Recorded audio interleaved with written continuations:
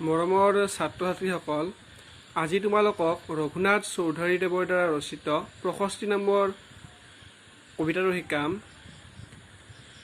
ৰঘুনাথ চৌধুৰী এজন কবি আছিলে আৰু তেওঁক বিহগী কবি নামেৰে জনা গৈছিলে।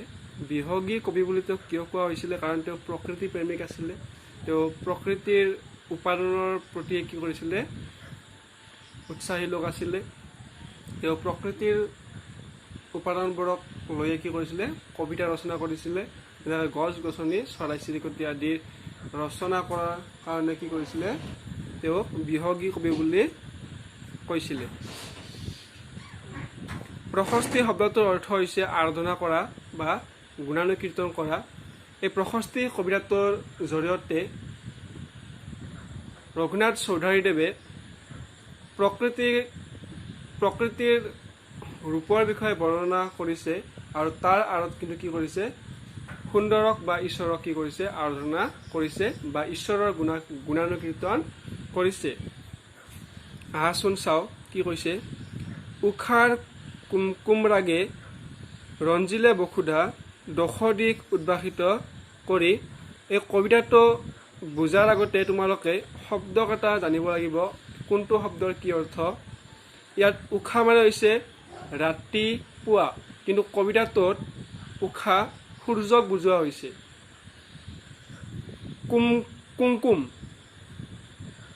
কুমকুম মানে হৈছে প্ৰধান সামগ্ৰী বিশেষ, কিন্তু এই কবিতাটোত কুমকুম সূৰ্যৰ হেঙুলীয়া ৰঙৰ সেই সুন্দৰ দৃশ্যটোক বুজাইছে। ৰঞ্জিলে মানে হৈছে ৰঙীন কৰা। বসুধা মানে হৈছে পৃথিৱী। দশ দিশ মানে হৈছে আমাৰ পৃথিৱীত কি আছে? 10টা দিশ আছে। সেই 10টা দিশ যেনেকুৱা পূব পশ্চিম উত্তৰ দক্ষিণ, বায়ু, সূৰ্য, ঈশান, নক্ষ, ঊৰ্ধ্ব আৰু অধ। উদ্ভাসিত মানে হৈছে প্ৰকাশিত কৰি। এতিয়া চোৱা ইয়াত কি কৈছে? উষাৰ কুমকুম ৰাগে ৰঞ্জিলে বসুধা দশ দিশ উদ্ভাসিত কৰি। মানে ৰাতিপুৱাৰ বেলিটিয়ে বা সূৰ্যটিয়ে কি কৰিছে? যিটো পোহৰ দিছে বা যিটো ৰশ্মি দিছে, সেই পোহৰক কুমকুম বুলি কৈছে। আৰু যেতিয়া ৰাতিপুৱাৰ যেতিয়া বেলিটোৱে পৃথিৱীত পৰিছে, তেতিয়া কি কৰিছে? পৃথিৱীৰ দশ দিশ উদ্ভাসিত কৰিছে। আমি ইয়াৰ পৰা কি বুজিলোঁ? যে ৰাতিপুৱাৰ বেলিটি ওলোৱাৰ লগে লগে আমাৰ পৃথিৱীৰ দশ দিশ উদ্ভাসিত হৈছে বা পৃথিৱীৰ দশ দিশ উদ্ভাসিত কৰি পেলাইছে। নৱ কিশলয় দলে চামৰ ধুলাই প্ৰকৃতিক আনিলে সাদৰি। ইয়াত নৱ মানে হৈছে নতুন, কিশলৰ দলে মানে হৈছে কুঁহিপাত বা গজালি, চামৰ মানে হৈছে চুৱৰ, আৰু চুঁৱৰী শহাপহুৰ মানে চুঁৱৰী পহুৰ নেজৰ মুঠা। ধুলাই মানে হ'ল যেনে ধূলি থাকে। প্ৰকৃতিক আনিলে সাদৰি, মানে হৈছে আদৰি। প্ৰকৃতি মানে পৃথিৱীৰ কথা কৈছে। মানে ইয়াত কি কৈছে চোৱা? নৱ কিশল দলে চামৰ ধুলাই প্ৰকৃতিক আনিলে সাদৰি। মানে নতুনকৈ যিবোৰ গজালি মেলিছে বা নতুনকৈ যিবোৰ কুঁহিপাত আহিছে, সেই কুঁহিপাতে চামৰৰ দৰে বা চুঁৱৰৰ দৰে কি কৰিছে? বতাহটো বলি কি কৰিছে? এই সূৰ্যৰ ৰশ্মিটোক কি কৰিছে? সাদৰি আনিছে বা আদৰি আনিছে। কৰি চিত্তহাৰী যত ফুল্ল কুসুমৰ আনন্দত প্ৰাণ তলমল।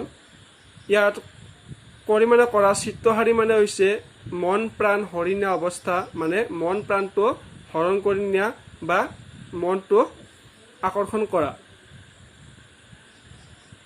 যত মানে যিমান, ফুল্ল মানে হৈছে ফুলি থকা, কুসুমৰ মানে হৈছে ফুল, আনন্দত প্ৰাণ টলমল, টলমল মানে হৈছে ফূৰ্তি,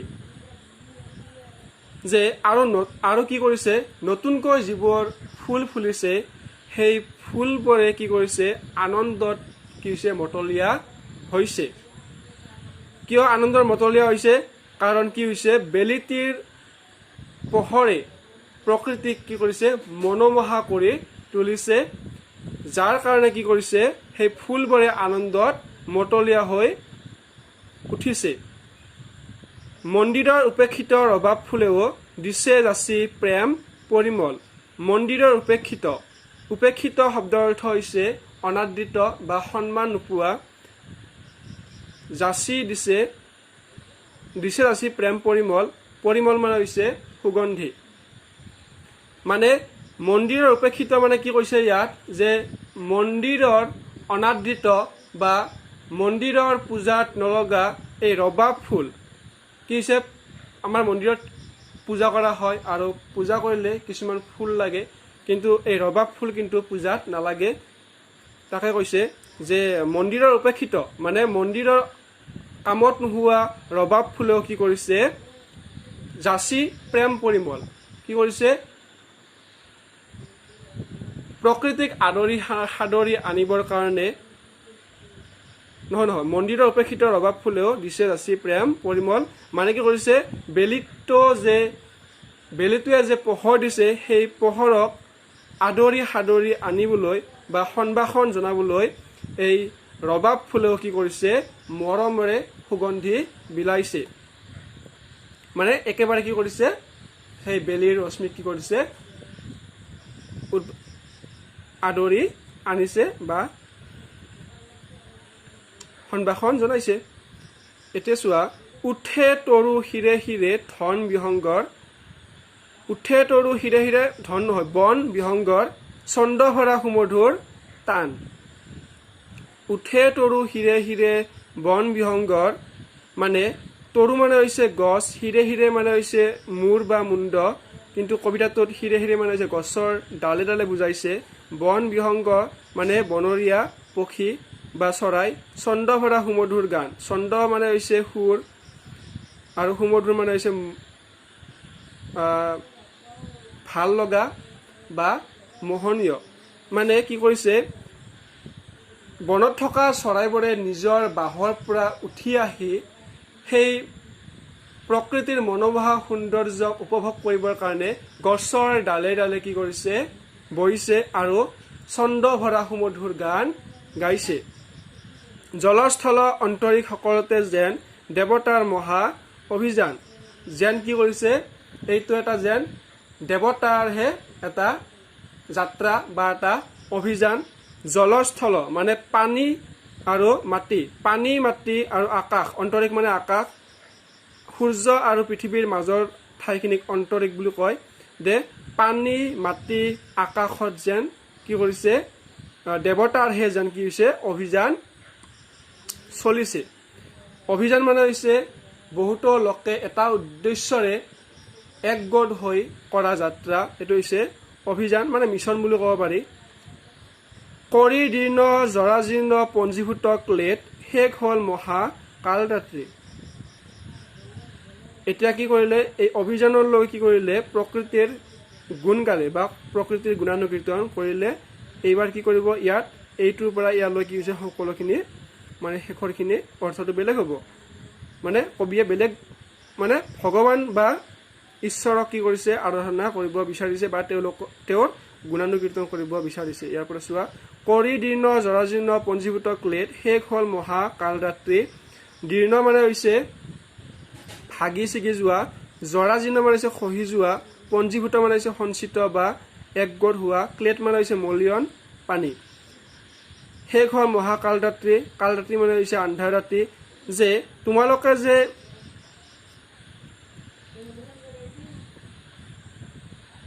তোমালোকৰ মনত যে দুখ কষ্টবোৰ আছিলে বা তোমালোকৰ যিবোৰ দুৰ্যোগ আছিলে, সেইবোৰ যে কি হৈছে, এই কাল ৰাতি মানে আন্ধাৰ ৰাতিয়ে যেন সেই সকলোবোৰ নোহোৱা হৈ গ'ল।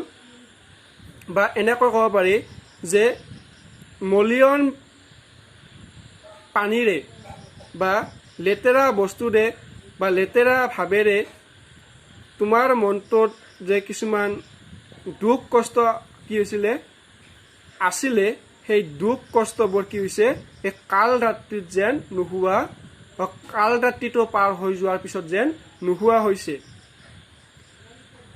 মানে ঈশ্বৰে কি কৰিছে, সেই তোমালোকৰ দুখ কষ্টবোৰ কি কৰিছে নাইকিয়া কৰিছে। আৰু কিহৰ দ্বাৰা কৰিছে? এই সূৰ্যৰ বেলিটো যেতিয়া পৃথিৱীত পৰিছে তেতিয়া পৃথিৱীখনে নতুন ৰূপ ধাৰণ কৰিছে। আৰু সেই নতুন ৰূপ ধাৰণ কৰাৰ লগে লগে কি কৰিছে, তোমালোকৰ মানে দুৰ্যোগ বা মনৰ দুখ বেদনাবোৰ যেন আঁতৰি গৈছে। উঠা হে ঋত্বিক ধ্যানী অমৃতৰ পুত্ৰ, উঠা যত মুক্তি পথযাত্ৰী। উঠা হে ঋত্বিক, ঋত্বিক মানে হৈছে পুৰোহিত, পুৰোহিতে যিটো ধ্যান কৰে সেইটো ধ্যান বুলি কৈছে। অমৃতৰ পুত্ৰ মানে ইয়াত মানুহৰ কথা কৈছে। অমৃত মানে কি? তোমালোকক মই কৈছিলোঁ যে অমৃত খায়ে দেৱতাসকলে কি হৈছিল, অমৰ হৈছিলে। কাহিনীটো কৈছিলোঁ তোমালোকক ক্লাছত। মানে অমৃতৰ পুত্ৰ মানে মানৱক কৈছে বা মানুহক কৈছে। উঠা যত মুক্তি পথযাত্ৰী, হে অমৃতৰ পুত্ৰ মানৱ জাতি, তোমালোকে আৰু শুই থাকিব নালাগে।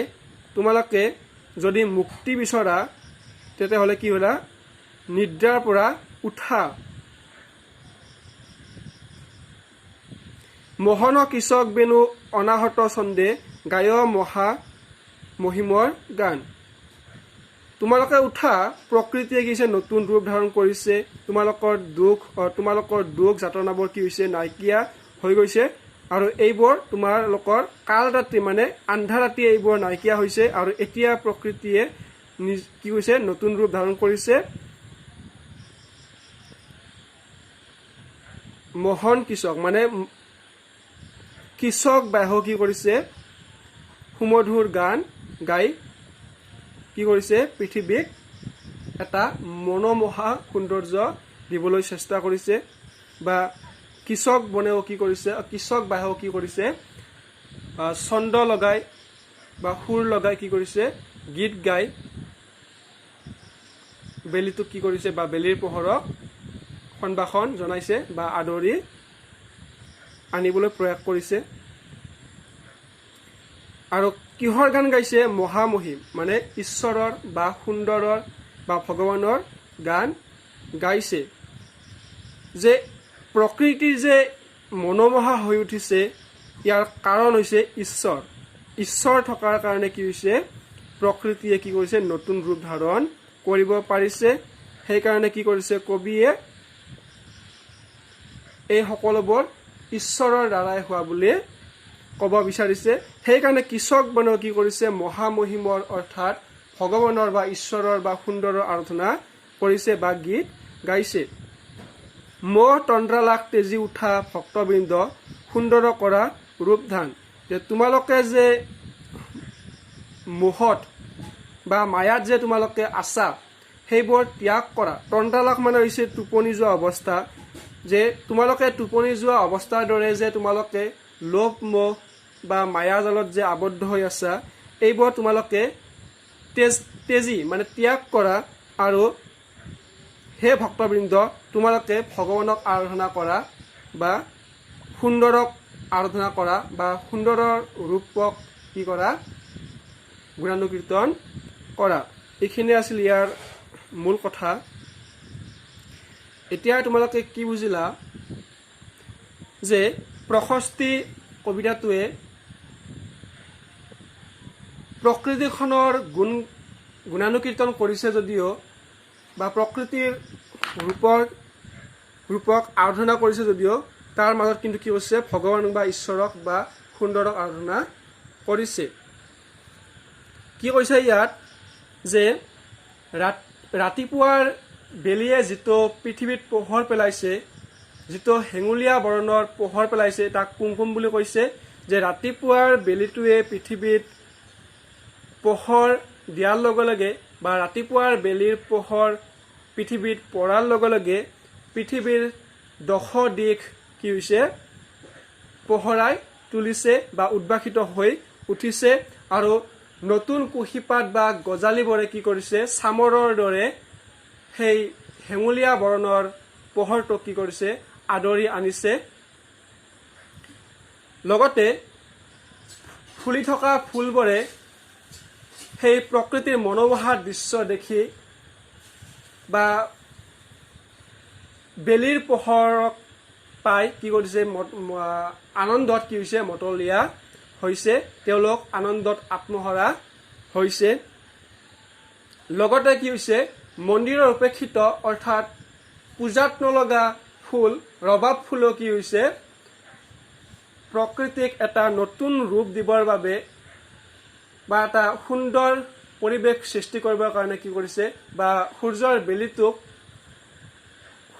সূৰ্যৰ ৰশ্মিটোক আদৰি আনিবলৈ কি কৰিছে প্ৰেম পৰিমল যাচিছে বা সুগন্ধি যাচিছে, নিজৰ সুগন্ধিটো যাচিছে।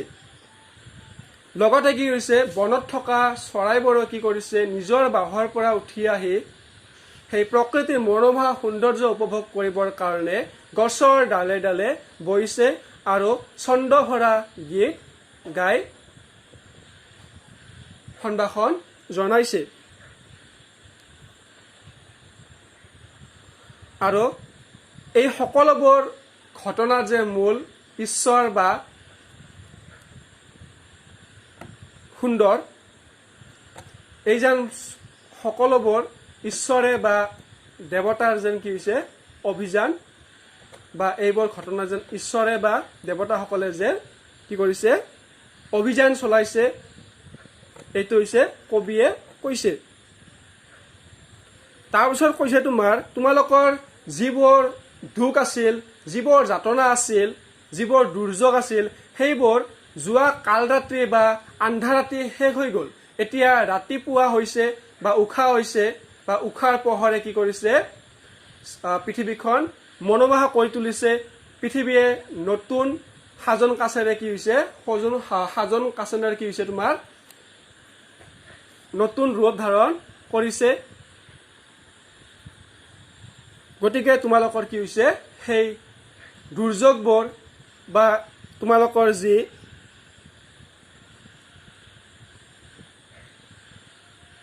দুখ বেদনা আছিলে সেইবোৰ কি হৈছে তোমাৰ আৰু নাই।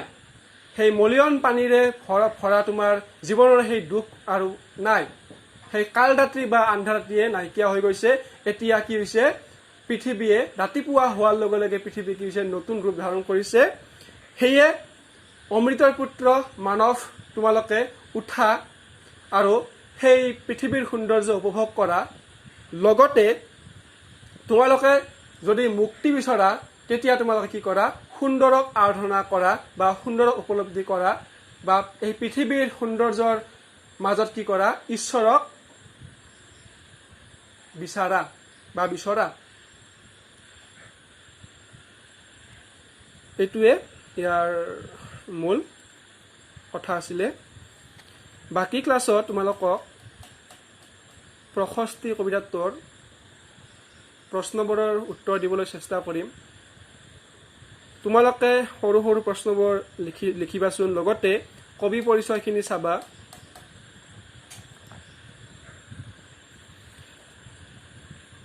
এই কবিতাটোৰ শব্দবোৰ ভালকৈ চোৱা, এবাৰ কৈ দিছোঁ আৰু উষা, উষা মানে হৈছে ৰাতিপুৱা, কিন্তু কবিতাটোত উষা শব্দটোৱে বেলিক বুজাইছে। কুমকুম মানে হৈছে মিঠা এটা প্ৰধান বস্তু। কবিতাটোত এটা মিঠা প্ৰধান বস্তু বুলি কৈছে, যিটো বেলিৰ পোহৰে দিছে। ৰঞ্জিলে মানে হৈছে ৰঙীন কৰা। বসুধা মানে হৈছে পৃথিৱী। দশ দিশ মানে হৈছে আমাৰ যে চাৰি দিশ আছে, আমি সচৰাচৰ শুনি থকা এই চাৰিটা দিশ কি পূব, পশ্চিম, উত্তৰ, দক্ষিণ। এই কিন্তু চাৰিটা দিশৰ লগত আৰু ছয়টা দিশ জড়িত আছে। সেই ছয়টা দিশ হ'ল বায়ু, অগ্নি, ঈশান, নক্ষ, ঊৰ্ধ্ব আৰু অধ। উদ্ভাসিত মানে প্ৰকাশিত কৰি। নৱ কিশোৰোদয়লৈ মানে হৈছে কুঁহিপাত। চামৰ মানে হৈছে চুৱৰ। সাদৰী মানে আদৰি। চিত্তহাৰী মানে হৈছে মন প্ৰাণ হৰিণী অৱস্থা। ফুল্ল মানে হৈছে ফুলি থকা, কুসুমৰ মানে হৈছে ফুল, তলমল মানে হৈছে ফূৰ্তি, উপেক্ষিত মানে হৈছে অনাদৃত, সন্মান নোপোৱা, প্ৰেম পৰিমল মানে হৈছে সুগন্ধি, পৰিমল মানে হৈছে সুগন্ধি, তৰু মানে হৈছে বন, শিৰে শিৰে মানে হৈছে গছৰ ডালে ডালে, বন বিহংগৰ, বিহংগৰ মানে হৈছে চৰাই, বন বিহংগৰ মানে হৈছে বনৰীয়া চৰাই, ছন্দভৰা সুমধুৰ গান মানে এটা সুৰ থকা মোহনীয় গান বা মন প্ৰাণ আকৰ্ষণ কৰা এটা সুৰৰ গান, তান মানে হৈছে সুৰ, জল মানে হৈছে পানী, স্থল মানে হৈছে মাটি, অন্তৰীক্ষ মানে হৈছে আকাশ, পৃথিৱী আৰু সূৰ্যৰ মাজৰ যিখিনি ঠাই সেইটো হৈছে অন্তৰীক্ষ, অভিযান মানে হৈছে বহুতো লোকে এটা উদ্দেশ্যৰে মিলিত হৈ কৰা যাত্ৰা, যাক আমি মিছন বুলি ক'ব পাৰোঁ। দীৰ্ণ মানে হৈছে ভাগি ছিগি যোৱা, জৰা জীৰ্ণ মানে হৈছে জহি হৈ যোৱা, পঞ্জীভূত মানে হৈছে থোপ খাই থকা বা সঞ্চিত হোৱা, ক্লেট মানে হৈছে মলিয়ন পানী, কাল ৰাতি হৈছে মানে মহা মানে ডাঙৰ, কাল ৰাতি মানে হৈছে আন্ধা ৰাতি, ঋত্বিক মানে হৈছে পুৰোহিত যিটো পূজা কৰে পুৰোহিত, ধ্যানী মানে যিসকলে ধ্যান কৰে ঋষিমুনি, অমৃতৰ পুত্ৰ মানে হৈছে মানুহক বুজাইছে, উত্থাযত উত্থাযত মুক্তি পথযাত্ৰী, ইয়াত যত মানে হৈছে যিমান, মুক্তি মানে হৈছে আমাৰ সংসাৰ সাগৰৰ পৰা মুক্তি পাবৰ কাৰণে সকলোৱে চেষ্টা কৰে, সেইটো হৈছে মুক্তি, মুক্তি মানে হৈছে মুক্ত হৈ যোৱা। পথযাত্ৰী মানে হৈছে পথত থকা, যে মুক্তিৰ পথত যিসকল লোক আছে তেওঁলোকক পথযাত্ৰী বুলি কৈছে।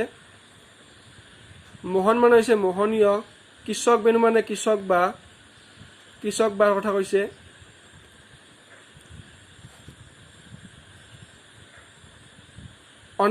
অনাহত মানে হৈছে বাধা নিদিয়া, ছন্দ মানে হৈছে সুৰ, মহামহিম মানে হৈছে ঈশ্বৰ বা সুন্দৰ, তন্দ্ৰালাস মানে হৈছে শুই থকা অৱস্থা, তেজী মানে হৈছে ত্যাগ কৰা, ভক্তবৃন্দ মানে হৈছে ভকতসকলক বুজাইছে, ভকতসকল, বৃন্দ মানে হৈছে সকল বা দল, ভক্ত দল বা ভক্তবৃন্দ বা ভক্তসকল, ৰূপ ধ্যান মানে হৈছে ৰূপক ধ্যান কৰা। এইখিনি আছিলে, বাকী ক্লাছত ইয়াৰ প্ৰশ্নবোৰৰ উত্তৰ দিবলৈ প্ৰয়াস কৰা হ'ব।